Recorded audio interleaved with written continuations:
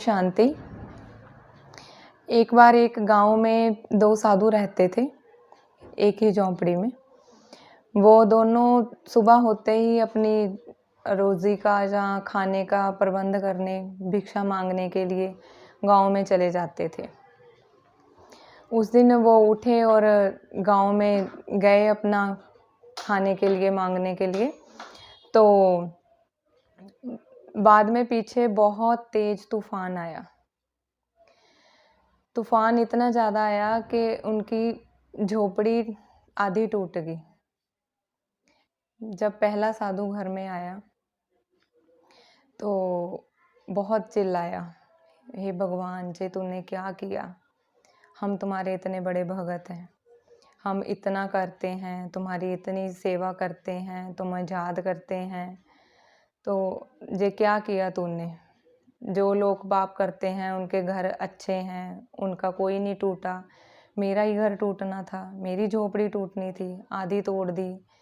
बहुत कंप्लेंट पहले साधु ने की। उसी शाम फिर दूसरा साधु आ जाता है। दूसरा साधु आता है, वो देखता है कि आधी जो झोपड़ी थी वो टूटी हुई थी और आधी बची हुई थी। तो उसने क्या किया? उसने बोला, हे भगवान, आपका कोटि कोटि धन्यवाद। आपको मुझसे इतना प्यार है कि आपने मेरे लिए आधी झोंपड़ी छोड़ दी, कि मैं तो देखो कि मैं कहाँ पर सोऊंगा। आपको इतना फिक्र है कि आपने मेरे लिए आधी झोपड़ी छोड़ दी, कि इसे नहीं गिराया, इसे नहीं तोड़ा। तो आधी टूटी, आधी तो है। तो आपका बहुत बहुत धन्यवाद। मैं आपका आभार कैसे मानूं? मैं तो इतना आपको याद भी नहीं करता। मैं तो अच्छा भगत हूँ, बस आपका, आपसे प्रेम करता हूँ, मगर आप तो मेरा बहुत ज़्यादा ख्याल रखते हैं। इन 2 साधुओं की सिचुएशन, पहले ने कंप्लेंट की, दूसरे ने धन्यवाद किया। तो मेरा आज का टॉपिक यही है, धन्यवाद का भाव, कि हमें भगवान इतना कुछ देते हैं और हम धन्यवाद नहीं करते। हमें धन्यवाद करना चाहिए भगवान का।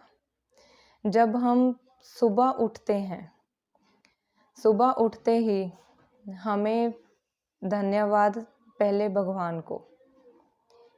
क्यों? क्योंकि भगवान ने हमें सांसें दी। भगवान हमें शरीर तंदुरुस्त दे रहा है। अगर हमें कोई बीमारी लगी हो, हमें कुछ ना पता चलता हो, तो हम क्या कर सकते हैं? कुछ भी नहीं कर सकते। पहला धन्यवाद भगवान के लिए। जैसे गुरु ग्रंथ साहब में भी लिखा हुआ है, 10 वस्तूले पाछे पाए, एक वस्त कारण बिखोट गवाए, एक भी ना दे 10 भी हर ले, तो मूढ़ा क्या करे। इसका अर्थ मैं बताती हूँ आपको। इसका अर्थ है कि जो भगवान ने हमें 10 वस्तुएं दी हैं, 10 वस्तूले पाछे पाए, हम 10 वस्तुएं लेकर उसको साइड में रख देते हैं। उनका हम चिंतन नहीं करते कि भगवान आपका थैंक यू, आपका धन्यवाद, आपका आभार कि आपने हमें ये 10 वस्तुएं दी है। जो एक वस्तु आप मांग रहे हो भगवान से, अगर वो नहीं देता तो उसकी कंप्लेंट करते हैं, आपने ये नहीं हमें दिया, मैं आपसे ये मांग रहा हूँ भगवान, आपने ये मेरी इच्छा पूरी नहीं की, आपने ये वस्तु मुझे नहीं दी। कंप्लेंट पर कंप्लेंट, कंप्लेंट पर कंप्लेंट।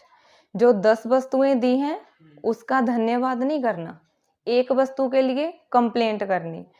तो आगे है, अगर वो एक भी ना दे, 10 भी हर ले, मतलब कि जो आप मांग रहे हो वो भी ना दे, और 10 जो वस्तुएं हैं जो आपको दी है वो भी ले ले, तो मूढ़ा क्या करे। तो आप क्या करोगे? क्या भगवान का आप बिगाड़ क्या लोगे? तो आप कुछ नहीं कर सकते भगवान के आगे। वो सुप्रीम सोल है, सुप्रीम पावर है, आप कुछ नहीं कर सकते। इसलिए हमारे अंदर धन्यवाद का भाव होना चाहिए। हर चीज के लिए धन्यवाद। भगवान ने इतना अच्छा परिवार दिया, घर दिया, इतनी अच्छी बुद्धि दी, शरीर दिया, कोई अंग हमारा कटा हुआ नहीं है, जब किसी अंग को कोई प्रॉब्लम नहीं है, उसका धन्यवाद, कोटि कोटि धन्यवाद, हमेशा मुंह से धन्यवाद निकले। सुबह उठते वक्त सबसे पहले भगवान का धन्यवाद, उस परमात्मा का धन्यवाद, इस शरीर के लिए, एक आगे नए दिन के लिए, एक नई शुरुआत के लिए, उसे कोटि कोटि धन्यवाद। जैसे मधुबन में भी एक बार 2 भाई आए सेवा के लिए, बहुत उत्सुक थे सेवा के लिए, बहुत बाबा से प्यार था उन्हें।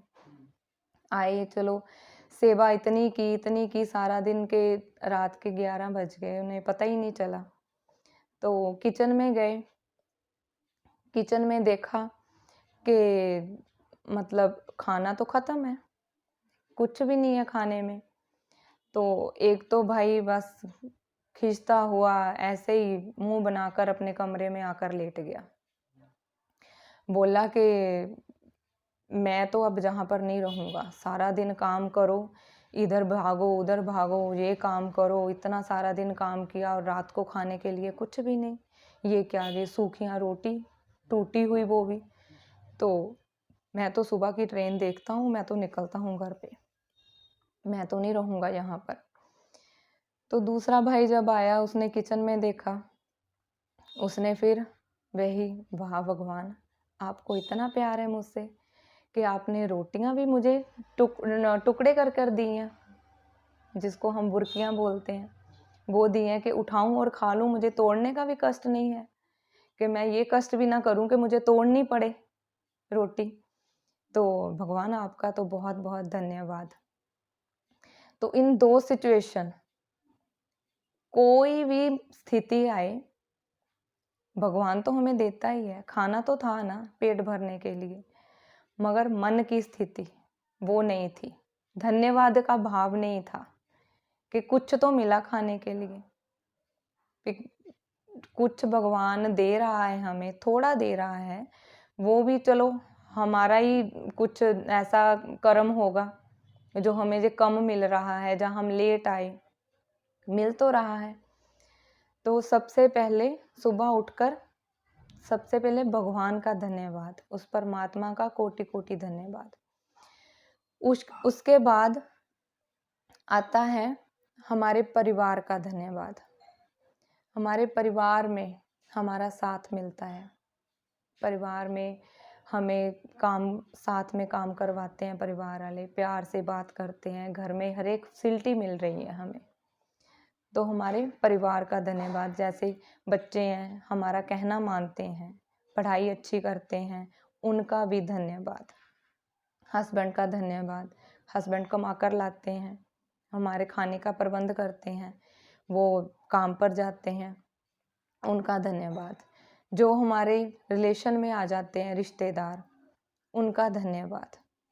क्यों? क्योंकि कुछ ना कुछ वो सिखाते हैं हमें, कोई ना कोई बात सिखाते हैं जहाँ हमारे काम आते हैं।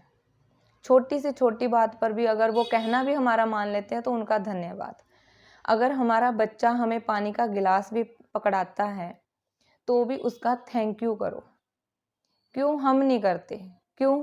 क्योंकि हमारे अंदर धन्यवाद का या थैंक यू का या आभार का भाव है ही नहीं। हम बोलते हैं इसका फर्ज है। फर्ज तो है, हमारा भी धन्यवाद करना उसका फर्ज है। इससे हमारे मन की शक्ति बढ़ती है, हमारी आत्मा की शक्ति बढ़ती है। जब हम धन्यवाद करते हैं, जब हम अपने मन में नेगेटिव सोचते हैं तो उससे हमारे मन की, जहाँ आत्मा की शक्ति घटती है। इसका फर्ज है, इसको करना ही है, वो करे, हम क्यों धन्यवाद बोलें? ये बात बिल्कुल नहीं बोलनी। निस्वार्थ होकर, चाहे बच्चा है या बड़ा है, उनको थैंक यू बोलना है, धन्यवाद बोलना है। उसके बाद आ जाता है हमारे जो हम जहाँ पर काम करते हैं उनके लिए धन्यवाद। जहाँ हम अपने ऑफिस में जाते हैं, शॉप पर जाते हैं, फैक्ट्री में जाते हैं, कहीं भी जाते हैं, उन सभी का धन्यवाद। क्योंकि वहाँ पर हमारी रोजी रोटी है, हमें वहाँ से ही सारा कुछ मिलता है। अर्न करते हैं तो ही हमारे घर में रोटी आती है। उनका भी सभी का धन्यवाद। उसके बाद आ जाता है प्रकृति का धन्यवाद। प्रकृति हमें कितना कुछ देती है, क्या कुछ करती है प्रकृति हमारे लिए। प्रकृति के 5 तत्व हैं, जल, वायु, अग्नि, धरती और आसमान। ये पांचों तत्व हमारे लिए कितना करते हैं, हमने कभी धन्यवाद नहीं किया इनका। पहला जो है धरती, हम धरती पर रहते हैं, धरती हमारा बोझ उठाती है, हमने कभी उसका धन्यवाद नहीं किया। हम फिर वही बात, फर्ज है उसका, तो हमारा भी फर्ज है। अगर धरती की थोड़ी सी भी हिलजुल होती है तो हम कितना डर जाते हैं, भूकंप आ गया, फिर हम परमात्मा को याद करते हैं, हे भगवान हमें बचा ले। मगर हम जब वो देते हैं, प्रकृति हमें देती है, धरती हमें देती है, हमारा बोझ उठाती है, तब हम धन्यवाद नहीं करते, कोई हमारे अंदर भाव नहीं है। जल आ जाता है, एक दिन भी अगर घर में पानी ना आए कितने काम रुक जाते हैं, खाना बनाना, कपड़े धोने, बर्तन साफ करने, कितने काम रुक जाते हैं। एक दिन भी अगर घर में पानी ना आए तो हमें धन्यवाद करना है जल का भी। हमारी प्रकृति के जो 5 जो तत्व हैं, जल के बिना जिंदगी नहीं है, जल ही जीवन है। कहते हैं, हम बच्चों को भी सिखाते हैं, पानी को वेस्ट मत करो, यही जीवन है। तो फिर हम थैंक यू बोलने में क्यों इतना इतराते हैं, हमें थैंक यू भी बोलना चाहिए। उसके आगे आ जाता है धरती, जल, अग्नि। अग्नि, अगर अग्नि ना हो तो हम खाना नहीं पका सकेंगे। अग्नि पर हम खाना बनाते हैं तो हम फिर उसका भी धन्यवाद नहीं करते। अगर कहीं पर भी जंगलों में आग लग जाती है तब हम फिर भगवान को याद करते हैं, हे भगवान बचा लो, मगर धन्यवाद नहीं करना। जब हम पर कोई मुसीबत आती है, जब प्रकृति अपना प्रकोप दिखाती है, तब हम भगवान को याद करते हैं, फिर हम प्रकृति को बोलते हैं कि अब हमें बचा लो। क्यों? जब वो देती है तब हम क्यों नहीं धन्यवाद करते? हमें धन्यवाद करना चाहिए। आसमान है, आसमान, अब हम, बारिश होती है आसमान से होती है। अगर बारिश ना हो तो फसल कैसे हो, बारिश ना हो तो ठंडक कैसे हो, गर्मियों में ठंडक कैसे पहुंचे। कितना गर्मी गर्मी, हाय गर्मी बोलते हैं, अगर ज़्यादा ठंडी हो जाती है तो भी बोलते हैं हाय ठंड, हाय ठंड। कभी थैंक यू नहीं बोला, कभी नहीं बोला कि हाँ भाई थैंक यू प्रकृति आपका, जहाँ उसका हमने कभी आनंद नहीं लिया जो प्रकृति हमें देती है। हम बस कंप्लेंट करते हैं। प्रकृति अगर हमें ज़्यादा ठंडी देती है तो उसकी कंप्लेंट, हाय ठंड बहुत है।